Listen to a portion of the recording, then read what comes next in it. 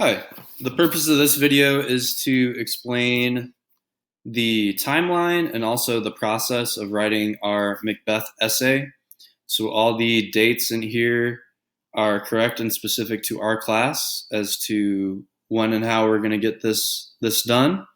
So please just watch, and I'll try and make it as quickly as possible, but also as clear as possible, so you know exactly what to expect and what to do and by when. All right, so we have finished reading Macbeth. Now we are going to start working on our essay. It is going to take place during weeks 4 and 5 of our term. So let's go ahead and take a look. So I would like to start with the essay prompt. This is going to give us a lot of useful information. So this is going to be available to you the entire time. But the question that you are going to be answering with your essay is, who is the most powerful character in Macbeth? You are picking one character from the play and explaining which two types of powers, legitimate, reward, expert, referent, coercive, any of the 5 that were from the 5 forms of power that we have read and referenced often. So you're explaining which 2 types of power they most effectively used in order to hold the most power throughout the story. So as an opinion-based question, you are picking a character. There's not a wrong answer as long as you work to properly explain the reasoning behind your answer. All right. So what to expect? Basically, what are you needing to do to complete this task?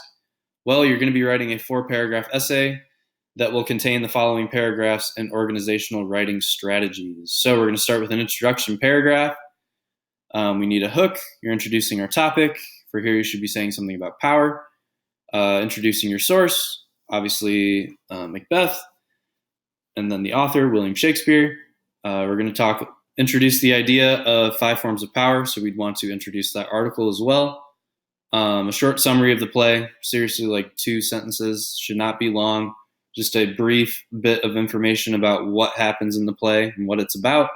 And then the big thing here, our thesis statement. Which character is most powerful, what 2 types of powers were most effectively used, and how using these powers made them the most powerful. So a statement here at the end telling us what your answer to our prompt is. All right. After that, body paragraph number 1, it's going to be about the character's use of the first power you listed up here in your thesis, main idea.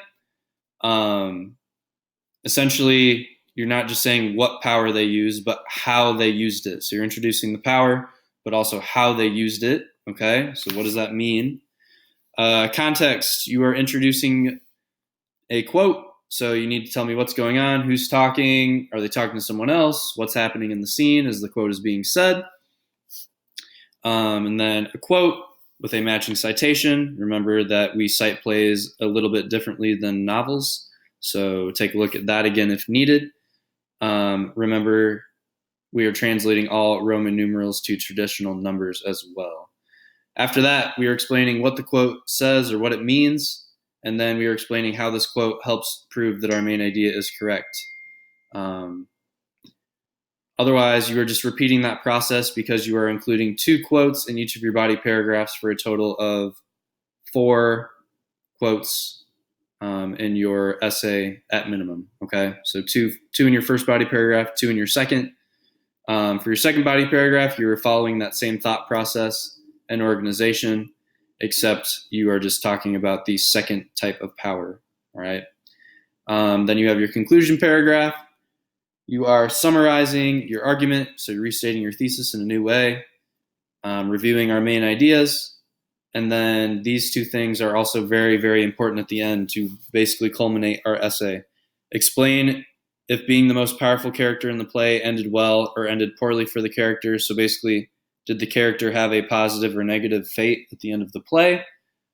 And then based off what happened to that character, you've decided they were the most powerful. You've talked about how their story ended. I want you to think of a possible message or theme about power that can be learned from this character and their path in this story. All right. So that is what I would like to see your essay ended on. A nice point, a reason as to why this matters. Okay. Obviously, we want to make sure that we are following MLA guidelines and using proper citations. Next week, week 5, I will be posting some MLA formatting instruction for you to take a peek at to make sure that things are looking good for the final draft. So that's not, the formatting itself is not a huge deal until the final draft, but we do want to make sure that we get those citations right as soon as possible, so we don't need to worry about that later on. So if you need to look at that instruction again, it is in Google Classroom. Due dates. So the outline is going to be due Sunday, November 15th, end of week 4 at 11:59 p.m. Rough draft is going to be due Wednesday, November 18th at 11:59. So that's the middle of week 5. So this is the first time we've had something due in the middle of the week. So I wanted to point that out. And then the final draft is going to be due Friday, November 20th. That is the last day before Thanksgiving fall break, the end of week 5.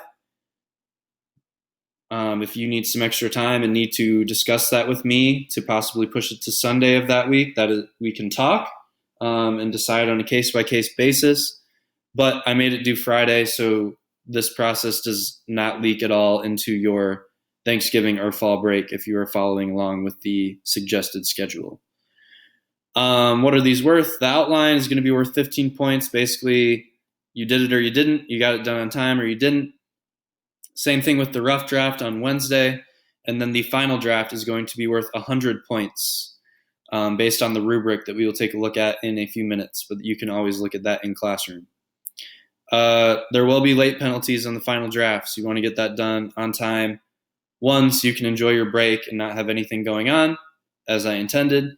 But 2, so you can make sure you get the highest grade possible, earn all the points that you deserve. If you have questions, emailing me is going to be really important. It is here. It is all over Google Classroom. It should be very easy to find. If you want to type an email and talk that way, that is fine. If you want to talk out loud, we can schedule a Google Meet together. So it's just us, and we can talk about it that way. If you want to communicate another way, let me know. But regardless, you need to reach out to me. You should not wait until the end. You should ask as soon as you have questions. That way we can get this done on time and you can enjoy your break. Here's a schedule, just so you know exactly what to expect for the rest of the time with our essay.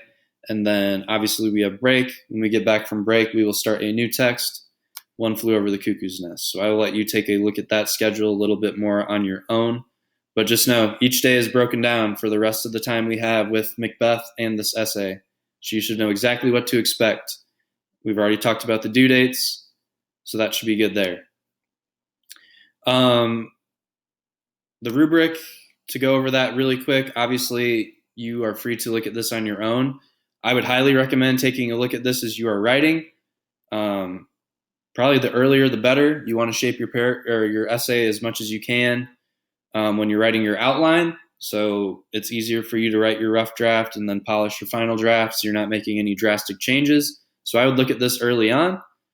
But just know MLA is going to be worth 10 points of the 100. The introduction and conclusion are going to be worth 10 each, so 20 of the 100. And then each body paragraph is worth 25. They're worth a total of 70 between the two of them, okay? Split down the middle. Looking for the same things in both of them, but they will be graded separately. So it's a total of 100 points. I'll leave some feedback. But this is what I'm looking for, so there should be no surprises, both between this and then the pretty thorough directions in the prompt of what to expect up at the top. That is also listed on the outline, which we will look at before I let you go.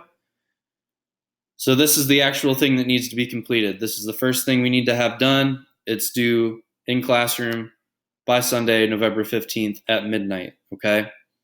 So this is just a copy of what we've already talked about from our prompt as to what I'm looking for in each paragraph of the essay. And then the actual outline begins in the middle of the second page. So you just, which character are you picking? Which powers are you picking? Some spot to write a hook.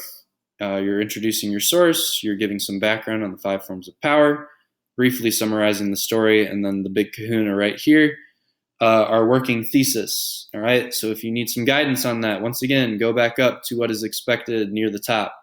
After that, your main idea, and then your 2 quotes with some context and our citations. Obviously, you are not limited by space. If you need more space, just keep typing, all right? These lines are just arbitrary. Write as much as you need to. Same thing here. You're just replicating that process. Notice you're not writing everything for your body paragraphs, but you're finding your quotes to support your main idea. You're finding your evidence to pair with your main idea. And then the rest should be rather simple after that. This is what you need before you can move on, so that's why we're putting that in the outline. And then the conclusion, just broken apart the different areas that we discussed up here for what to expect. So you're trying to hit all your bases there, and then that is all that is expected for the outline. You're going to have Tuesday, part of Tuesday. Wednesday we have off because of Veterans Day. So you're not expected to work that day. You definitely can if you would like, but you are not expected to or required to.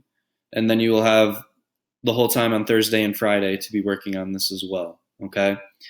Then obviously you have the weekend if you need it. This is due Sunday at midnight. And then Monday you will start working on your rough draft based off what you've done here, all right? So we're building our way up, taking care of things in chunks so it doesn't get too overwhelming. Highly recommend following that schedule because you can't do one thing out of order. You got to get these things done systemically in order, all right?